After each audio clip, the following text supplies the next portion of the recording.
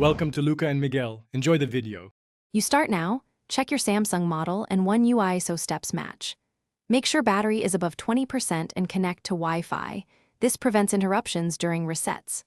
Once done, back up the apps you care about via Samsung Cloud or Smart Switch because clearing app lock data can remove settings. Next, open settings and go straight to biometrics and security. These are the controls that tie app lock to your device. You're setting a safe baseline before deeper fixes. You now reset the app lock layer. Open settings, go to biometrics and security, then secure folder or app lock depending on your Samsung.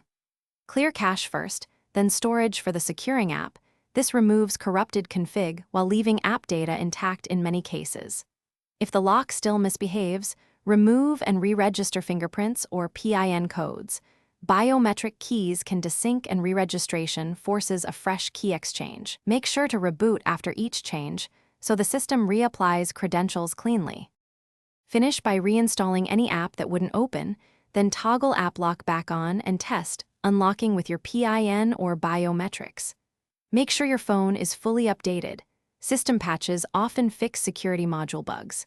If problems persist, boot into safe mode to see if a third-party app conflicts, and only consider a factory reset when you've exhausted options. Backups are essential. One key tip: test a single locked app after each change so you know exactly which. Thanks for watching and please subscribe. It's the best investment you'll ever make.